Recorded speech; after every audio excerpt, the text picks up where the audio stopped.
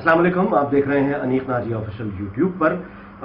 जब से वो अलमनाक हादसा PIA के तैयारों को रिसेंटली एयरबस को जो कराची जाते हुए हुआ, उसके बाद ज़ाहिर है कि एक हमारी एविएशन इंडस्ट्री और PIA एज अ होल दोबारा से ज़ेर बहस आ गई। अच्छा, लेकिन जो हमारे एविएशन मिनिस्टर साहब हैं, उन्होंने जो असम्बली में बयान दिया, उसके बाद वो पूरी दुनिया में ज़ेर बहस आ गई। नतीजा ये है कि यहाँ से जो भी पायलट लाइसेंस हासिल करके गया है, वो किसी भी एयरलाइन में काम कर रहा है, वो ट्रबल में आ गया, वो फारिग हो रहा है। वो वियतनाम एयरलाइंस हो, वो मलेशिया हो, वो मिडल ईस्ट हो, यूनाइटेड नेशंस ने लेटर जारी कर दिया, यूरोपीय यूनियन ने 6 महीने के लिए पाबंदी लगा दी और इंग्लैंड ने भी पाबंदी लगा दी। तो ये अब मामला यानी एलिगेशन काउंटर एलिगेशन से आगे बढ़ गया है। ये वो मसला है जिससे आप भी बराह रास्त मुंसलिक हैं, मैं भी बराह रास्त मुंसलिक हूँ। तो बजाय इसके कि इल्ज़ाम तराशी की जाए एज अ लेमैन, बुरा भला कहा जाए, संजीदगी से समझने की कोशिश की जाए कि फंडामेंटल प्रॉब्लम्स क्या हैं, यानी इसको समझा तो जाए।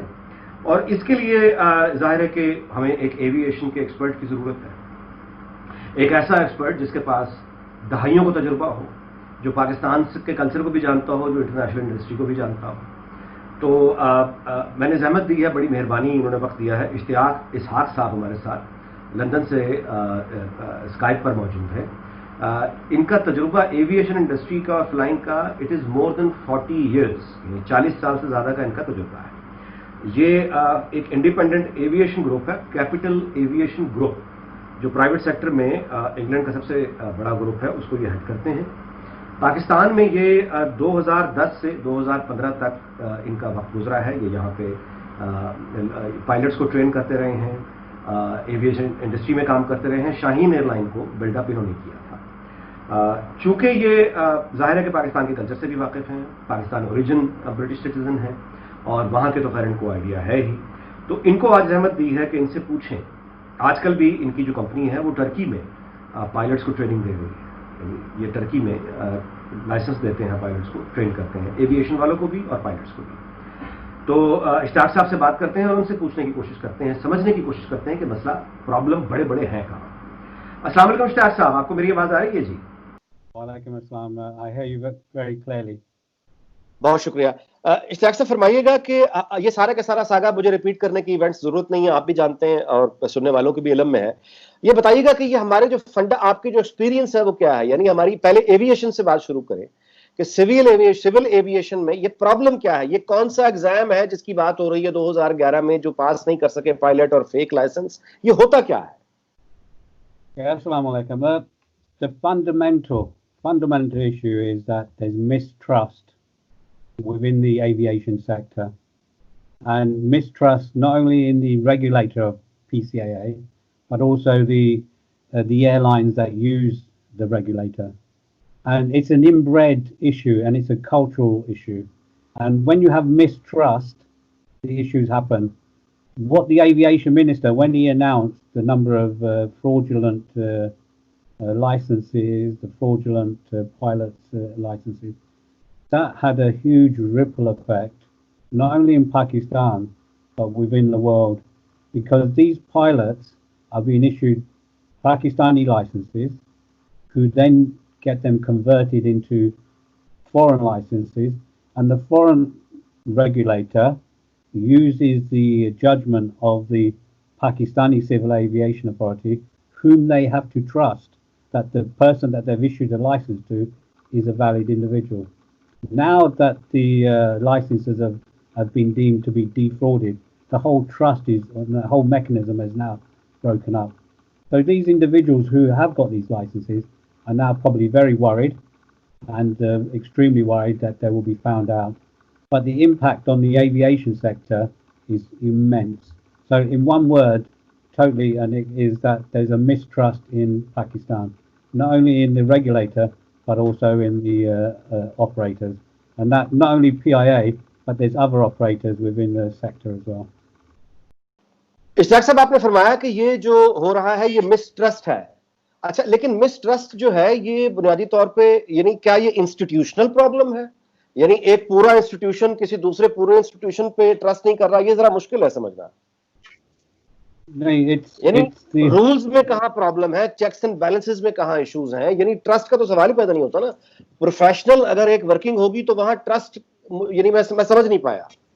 नहीं, exactly, they should, if you're a professional, You stick to what the regulations are. However, the culture within our society is such that we don't have those rules and regulations. We can easily bend them. Many occasions, and I won't give examples. I'll give you many occasions where I've had Pakistani students who have failed their exam. However, they deem to have passed them or they've cheated, and they find that that's acceptable. And more importantly, the examiners within our organizations, especially within PCA, have accepted them. So if you have that culture, then the issues start, and they start from birth. The way our education system, and the regulator is the biggest one that's mistrusted, because the individuals that run it, we can't trust them. And when you can't trust somebody, the other regulators don't accept it. So I don't know whether that's cleared it up without naming names. All right. So, what is the solution and what's the way forward? I mean, the way we have now locked in. Okay. No one is trusting us. How to develop that trust? Well, it's let me how do you develop that trust? You have to go back to the regulator. You have to nominate individuals that the regulator will trust. You have to. When you say regulator, do you mean some international regulator or Pakistani regulator? The Pakistani regulator is mistrusted. So that if you read the report, you can see that they've, without naming names, they don't accept PCAA as an authority which they can trust. So what's now needed, and luckily PIA has just been suspended, not revoked. Now that they've been suspended, PIA and PCAA have to go with begging bowls to the regulator and say, tell us what you need from us to lift the suspension, and we will do whatever you ask us to do. But we will do it. We will not give you vague answers. We'll give you definite answers, and we will do whatever's needed to lift the suspension. And it's listed. If you read the report, it's listed exactly what they need to do. But if you read again, PIA is asking for 3 to 4 months extensions. Not a short time, but a long time. And the regulator sees that as, again, mistrust. In the 3 to 4 months, you can have another accident. This is very serious. Obviously, this is very serious. So now that you have working experience of England and obviously Pakistan and among others countries of the world, so how do you see, what is the way forward for us? How can we sort out the mess? That's one way. Okay, that we go to the regulator and we tell them that we are ready to do whatever your recommendations are. That's one way. But those pilots who are working for other airlines and now they have grounded, what is their future? How can they prove that they are? Yeah. The first thing is they should have known what they're doing is not correct. So they in themselves should be dismissed instantly, revoked, do whatever's necessary to bring them back. They cannot be allowed to stay where they are, knowingly know that their license is counterfeit or fraudulent. Since you have the experience of working here from 2010 to 2015, are you 100% sure that pilots who are flying here, the quality, there were compromises on the quality of their flying, and the licenses were indeed fake or substandard? The evidence is by the aviation minister making an announcement in Parliament telling you how many number of fraudulent. But again, next day in the press conference, he said that he has reasons to suspect. There is no evidence as such. But that doesn't matter. It's still 33, 34. It's still fraudulent, counterfeit. Even one is more than enough to get through. So what saying to you, what is the major difference? Like you have worked for Thomas Cook Airlines. You have been working with different airlines. What is the major flaw you see between a normal functioning airline and PIA? Within an airline, normal UK or European airline, is that we have procedures, we have set rules. and you follow those procedures to the rules. For instance, looking after an aircraft, it has an operation manual. You cannot go outside that manual. You stick to the rules. There's reasons why we have rules and regulations. And it's when people go outside those boundaries that issues like we have now, a major accident. You know, the pilots that were operating that flight did not follow operational procedures. There's a whole catalogue of issues why that aircraft crashed, unfortunately. But within an organization, you have rules, you have regulations, you have procedures, but more importantly, you have a regulator. And that regulator imposes trust on that organization that they will follow the regulations to the script it says. And it's when they fall out of those that the regulator starts mistrusting, and that's when the findings come, and that's when the regulator then suspends and then revokes an organisation. And that is the case that's happened here in PIA. In the UK and European, we stick to the rules. And one of the examples I gave you was that an engineer in Pakistan will go to an aircraft to do a walk around and inspect, and when he comes back, he's happy because he hasn't found any defects. He's so ecstatic, he's smiling. Whereas a European, if he goes there and he doesn't find any defects, he's very sad because he knows that he must have missed something. So he's a European license holder, goes to an aircraft with the intent that he's very happy when he finds an issue with an aircraft, because he's going to fix it and he's going to be very happy that the aircraft, when he signs it, will be fit for flight. Whereas within the culture that we have within in that subcontinent is that we're happy, we're content when there's no mistake or that he can't see anything, because he's not looking for those issues. He's not looking for defects, because a defect requires him to do work, and that's where the apathy starts, is the fact that he needs to do work. Therefore, he needs to get the parts. He needs to then have the costing to that. And that's why we have accidents. And if you look at PIA, sorry to go on a bit, the hangars are full of aircraft which are just standing there because nobody is working on, because they can't get the parts, or nobody fixes them because there's a cost. Sir, since you have the experience to launch the Shaheen Airlines and working with Shaheen Airlines, how do you see the failure of the Shaheen Airline itself? It was a flop project. The failure of the airline, and this is, and you know, if I'm honestly and truthfully, it was mismanaged. When we were there, when Khalid Sabay was there, we have every intention of every EASA, the way we were going to operate, it was under EASA rules.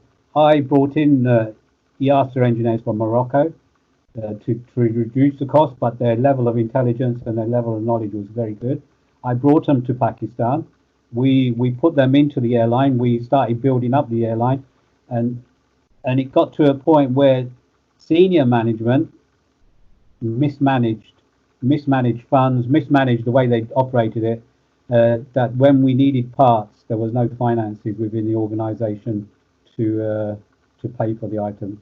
I, in fact, used my own private credit card to get a part for an aircraft. And if this broadcast goes on, the people who were there will recognise what that part was. I paid it from my own personal account to cover the cost. So in terms of Shaheen, it's a fantastic airline. It had all the virtues, everything there, but it was mismanaged. And it was mismanaged by senior individuals within that organisation. There was a conflict of interest in the directorships. And when Khalid Sabay, he perished or died, it just became headless. What is your suggestion to the aviation? What is your suggestion to the PIA? And what is your suggestion to the state? Ultimately, the state is controlling the PIA. Okay. It is funded by public fund. It is public funded and it should be operated correctly. PIA for many, many years is an institution. It employs many, many thousands of people. It's a generation. When you start PIA, you have a job for life. You know, it's a huge institution. However, the house has become so disrepaired that even doing small patch repairs is not good enough. My solution, if it was me, is I knock the house down and I'll start again. Do they need to cut the size of their employees Is that the problem, that they have too much employees, they have too much bureaucracy, the airline is overburdened? Is that the reason? The reason, let me give it as simply, is the reason is the house is in total disrepair, and by doing small patch repairs, the house is not being repaired. When a solution like that happens, is the only way to do is to knock the whole house down and start again, and that would be my radical solution. However, the problem with PIA is that the middle managers do not tell the truth to the senior managers. The man on the top is an Air Force personnel. He comes from a background of flying fast jets, pilots, having to risk their lives to fly. But when you come into the civil world, which is safety, safety, safety, his middle managers are not giving him the correct truth, and the middle managers are the issues within We PIA. had tried, obviously, the best available gentleman. We have brought in one German CEO in the hope, in the past, that maybe he's a German national and he has no stakes in this country, so he might be able to address the problems and get the airline back into the professional shape. But even he was a failure. He failed. How long did he last? He didn't last a whole year, I don't believe. And again, the issue was that he had the correct procedures and beliefs, but there was whispering in the corridors and all the nonsense that goes within our organisation that sort of, I think eventually he just said, I've had enough, I'm going. Because, it became very difficult for him to manage, purely because of the cultural aspect of it as well. He's a German, and Germans are very definite. I've worked with the Germans, and one of the things is black, white is white. This is how it must be done. But in Pakistan, black is sometimes never black. It can become grey, it can become a different colour. And that's what I believe that the German, and he left.